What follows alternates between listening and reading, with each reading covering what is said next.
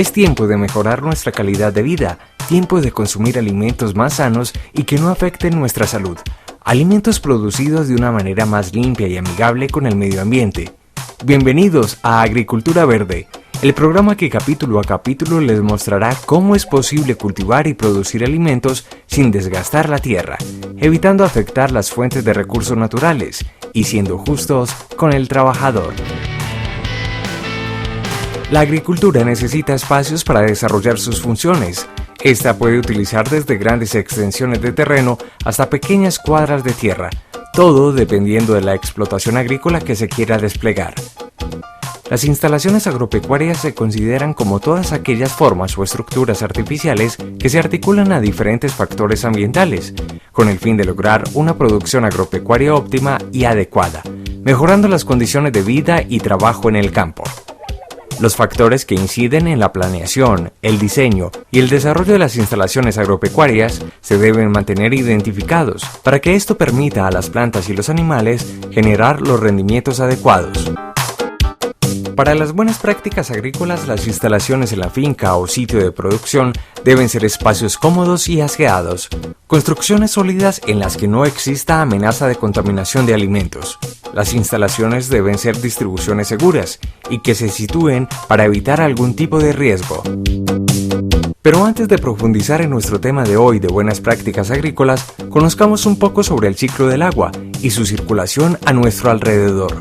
Una geóloga nos explicará en qué consiste ese proceso en el que una gota de agua evaporada del océano puede volver a este después de pasar por diferentes etapas.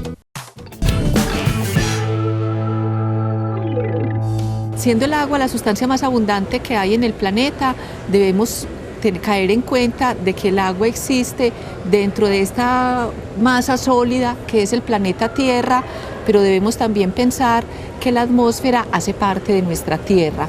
Cuando nosotros ubicamos el agua dentro del sistema terráqueo, hablamos de 3 compartimientos dentro de los cuales hay agua. A esos compartimientos los llamamos la hidrosfera. Hay agua en la atmósfera, hay agua sobre la superficie de la tierra, en los ríos, los lagos, en el océano, y hay agua por debajo de la superficie de la tierra, el agua que llamamos el agua subterránea, el agua almacenada en los acuíferos. Pero además hay una cuarta esfera que contiene el agua y es los seres vivos, a lo que llamamos la biosfera. Entonces, atmósfera, superficie de la tierra, litosfera y biosfera son los 4 cascarones como de esta cebolla en la que podemos encontrar agua. Pero la cantidad de agua que existe en el planeta Tierra es básicamente constante. El agua no se está creando ni se está destruyendo. El agua está circulando, está moviéndose. Les voy a hablar un poquito acerca de ese movimiento del agua, que es lo que llamamos el ciclo hidrológico. Nuestra imagen de mayor cantidad, de mayor abundancia de agua que existe en el planeta, la podemos evocar cuando pensamos en el mar, cuando pensamos en los océanos. Desde los océanos, el agua se evapora por efecto de la radiación del sol. El sol calienta los cuerpos de agua que hay sobre la superficie de la Tierra y el agua empieza a evaporarse. Las corrientes de aire que hay en la atmósfera se encargan de llevar el vapor de agua desde los océanos hasta los continentes a todas las latitudes, y en la medida en que van cambiando las condiciones de presión y temperatura en la atmósfera se forman las nubes. Esas nubes están formadas por agua líquida y desde esas nubes, dependiendo de las condiciones, del tamaño, de la cantidad de agua que esté almacenada dentro de ella, posteriormente se convierten en lluvia. Pasamos de un agua líquida que está en el océano a un agua en estado de vapor que va a la atmósfera, y luego en la atmósfera de nuevo a un agua líquida o a un agua sólida que viaja por un proceso que se llama la precipitación hasta alcanzar la superficie de la Tierra. Cuando ya el agua llega a la superficie de la Tierra, empieza a recorrer diferentes caminos. El agua puede circular sobre la superficie conformando lo que se llama la escorrentía, moviéndose a lo largo de las laderas, de las montañas, para canalizarse a través de los cursos de agua, de las quebradas, de los ríos, hasta llegar nuevamente al mar. pero también sobre la superficie de la tierra, en zonas con una topografía suave, en zonas de llanura, en zonas planas, el agua queda almacenada en pequeñas depresiones o en grandes depresiones, teniendo la posibilidad de atravesar la superficie de la tierra, incorporarse al suelo, desde el cual luego la toman las plantas para realizar sus procesos biológicos, o puede llegar hasta caminos mucho más profundos y almacenarse en la corteza terrestre para conformar lo que nosotros llamamos dentro del ciclo hidrológico el agua subterránea. El agua que llega al suelo y el agua que llega a ese medio subterráneo, a los acuíferos, no queda almacenada estática ni quieta dentro de esos compartimientos. Esa agua también fluye lentamente hasta incorporarse o hasta desembocar nuevamente en los ríos y configurar un ciclo interminable, un movimiento ininterrumpido desde todos los orígenes hasta todos los destinos, que es lo que llamamos el ciclo hidrológico. Nos ocupamos del agua a escala global, desde el océano a la atmósfera, la superficie de la tierra, el suelo y los acuíferos, pero en términos prácticos, en términos de las necesidades del hombre, en términos del aprovechamiento del agua para satisfacer las necesidades vitales, tenemos que trabajar el agua a otras escalas. Entonces hablamos del concepto de cuenca hidrográfica, esas áreas canalizadas o delimitadas por los ríos y por el agua, las zonas que llevan el agua a los ríos, que es donde realmente los ingenieros, las personas que pensamos en el medio ambiente, las personas que pensamos en la necesidad del agua para mantener los ecosistemas, para mantener la vida en el planeta, para satisfacer las necesidades humanas, nos concentramos en el momento de ocuparnos del agua. Entonces, no es el agua solamente a escala global, sino también el agua en regiones más pequeñas, dentro de las cuales el hombre vive, dentro de las cuales el hombre busca este recurso, dentro de los cuales los ecosistemas se asientan para mantener la vida en el planeta.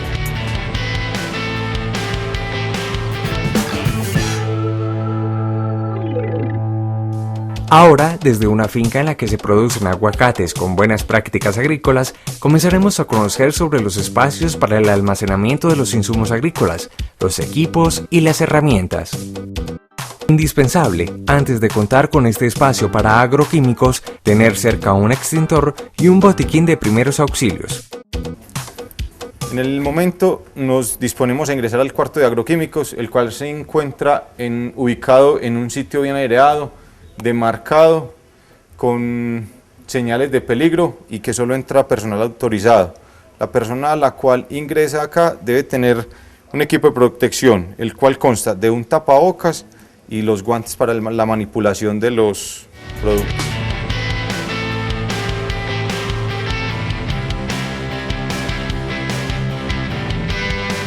En el momento nos encontramos en el interior del cuarto de los insumos químicos, el cual tenemos dos estanterías separadas para cada cultivo. En este lado izquierdo tenemos los productos de la huerta, arriba tenemos lo que son los polvos, en la parte inferior tenemos los productos líquidos, los cuales están rotulados según los insecticidas, fungicidas, fertilizantes, como podemos ver, fungicidas líquidos, insecticidas líquidos. De acá están los productos de los aguacates, fungicidas, insecticidas, fertilizantes foliares en polvo, líquidos. Acá tenemos las canecas donde se hace el triple lavado y llegan los residuos de los tarros. En esta parte de acá tenemos el kit para atender los derrames, el cual consta de una caneca con arena, el recogedor, la escoba y bolsas de basura. Cuando ocurre un derrame, se recoge inmediatamente, se echa en las canecas de los riesgos biológicos.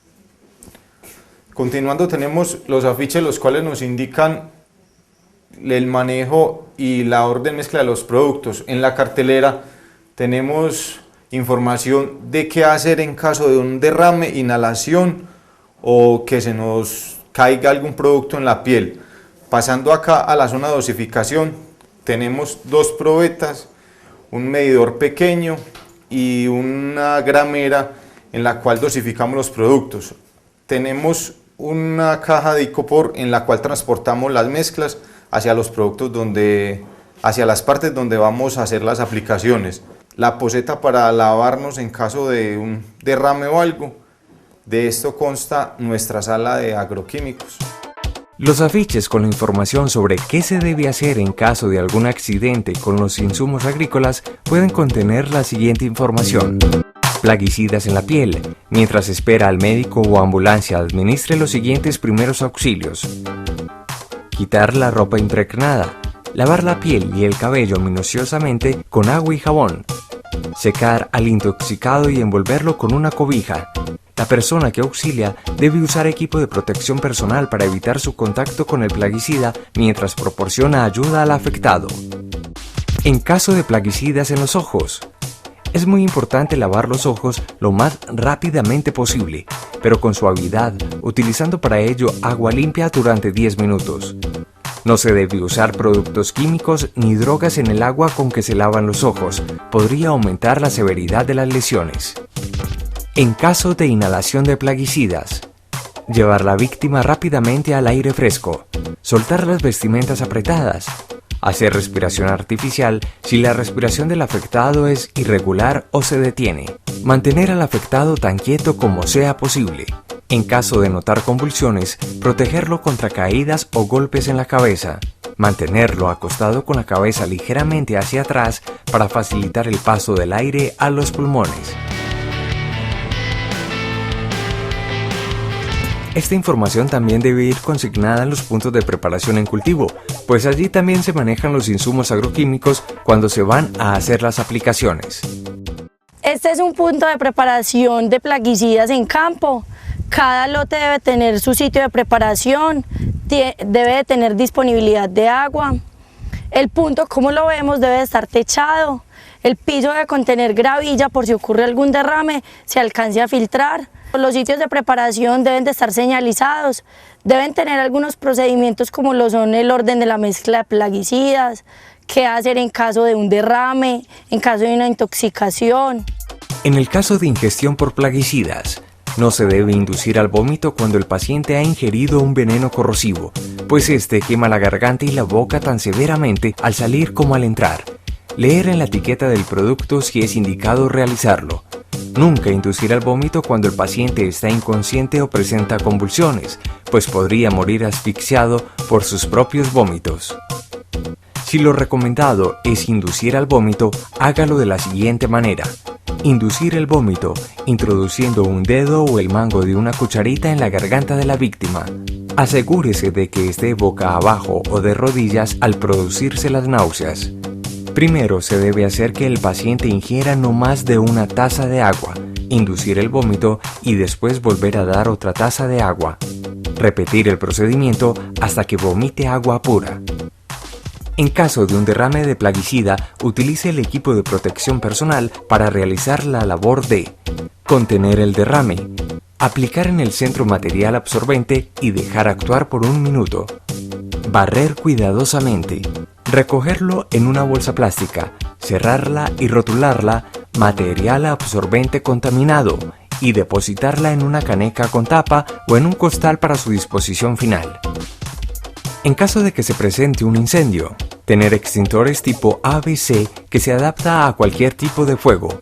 Mantenerlo en un lugar de fácil visualización y alcance rápido. Obedezca la señalización de no fumar.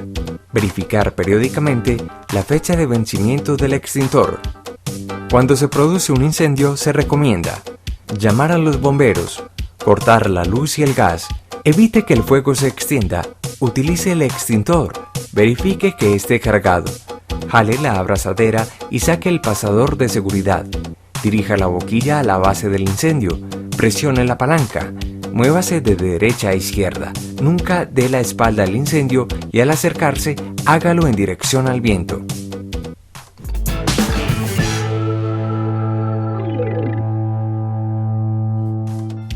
En algunas partes de la Tierra la situación ambiental puede llegar a ser extrema, con cambios climáticos radicales y de extremos, fuertes inviernos o fuertes veranos. Un académico ambiental nos hablará más de esto.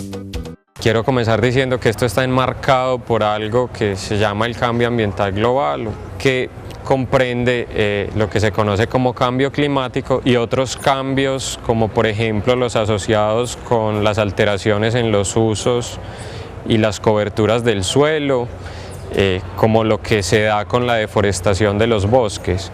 Una de las consecuencias que creemos son más importantes de estas alteraciones es la ocurrencia de eventos extremos más extremos cada vez y la ocurrencia de eventos climáticos extremos con más frecuencia. Lluvias muy fuertes, caudales muy altos de los ríos son eventos extremos, también son extremos las sequías. Lo que está ocurriendo hoy en día en Colombia con tantos impactos nocivos por el invierno, pues tiene que ver con causas naturales y también con causas antropogénicas, es decir, causas ocasionadas por actividades humanas. Dentro de las causas naturales están las dinámicas del ciclo hidrológico y dentro de las causas, digamos, inducidas por las actividades humanas están todas aquellas que se enmarcan en lo que llamamos el cambio ambiental global. Entonces, una de las posibles consecuencias del cambio ambiental global es que tengamos inviernos más intensos. Esto quiere decir lluvias más fuertes, inundaciones más frecuentes y más fuertes también. Y digamos que ante eso lo que podemos hacer en gran medida es, en primer lugar, tratar de adaptarnos. En segundo lugar, también tratar de mitigar los efectos, digamos, comportándonos bien frente al medio ambiente de la mejor manera que podamos, y también podemos, pues, y más que podemos, es necesario tratar de reparar como los daños que se presenten. Una de las razones por las que el invierno está siendo tan fuerte en Colombia es por la influencia de un fenómeno que se llama el ENSO, que significa el Niño Oscilación del Sur. Este es un fenómeno natural que tiene dos fases extremas que se conocen como la Niña y el Niño. La fase extrema, el Niño, se ha visto que trae como consecuencia para Colombia poca lluvia y, digamos, condiciones de sequía. En contraste, la fase extrema, la Niña, trae como consecuencia a Colombia inviernos muy intensos, lluvias muy fuertes. Independientemente de las inundaciones que se presenten por los ríos, si tenemos gran parte de la población viviendo en zonas de inundación normales de los ríos, pues cada que el río se desborde, estas personas van a tener problemas. Entonces, una de las cosas que como sociedad yo creo podemos y más que todo debemos hacer es esforzarnos por reducir nuestra vulnerabilidad ante las amenazas naturales. Esto quiere decir que tenemos que planear mejor nuestro desarrollo, tenemos que hacer mejores obras de infraestructura, tenemos que mejorar nuestro entendimiento de estas condiciones naturales para anticiparnos de mejor manera, para pronosticar mejor las posibles amenazas naturales y poder planear nuestro desarrollo y nuestra infraestructura en función de ese entendimiento.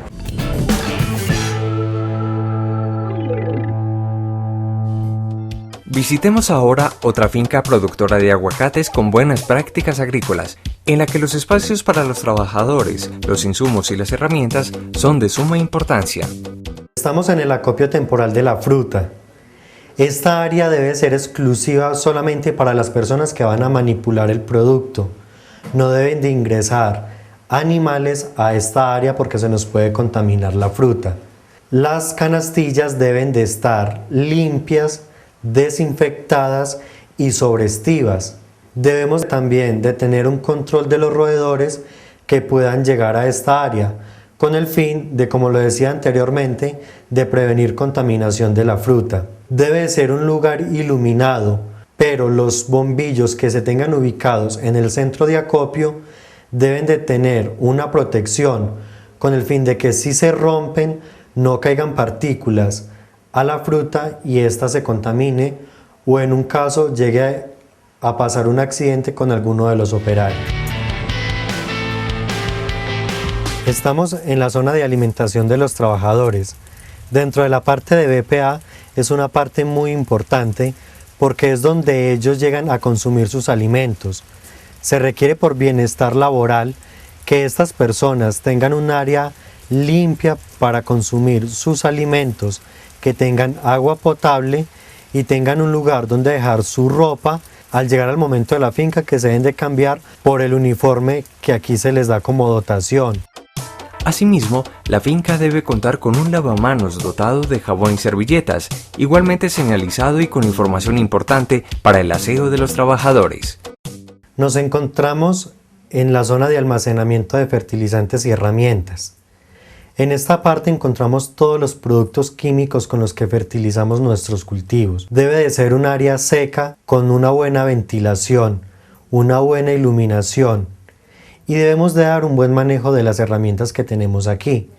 Las herramientas al llegar de campo deben de estar lavadas y desinfectadas, y luego las ubicamos en cada una de las estanterías que tenemos en esta zona. Los fertilizantes deben de estar en estivas para prevenir que se humedezcan o se enfríen, y debemos también de controlar toda la parte de roedores o animales dentro de esta zona.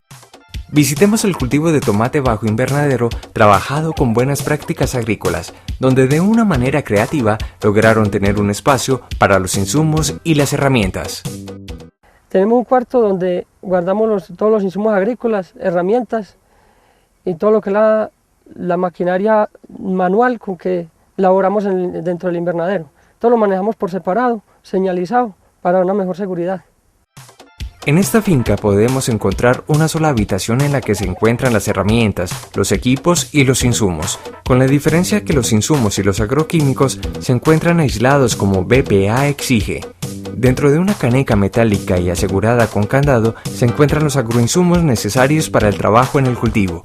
Allí permanecen seguros y evitando causar algún accidente. Hemos llegado al final de esta emisión en Agricultura Verde. Seguimos trabajando por conocer la agricultura aplicada con buenas prácticas agrícolas, además de las mejores maneras de cultivar y producir alimentos limpios, saludables y responsables, reconociendo todos los factores ambientales que nos rodean.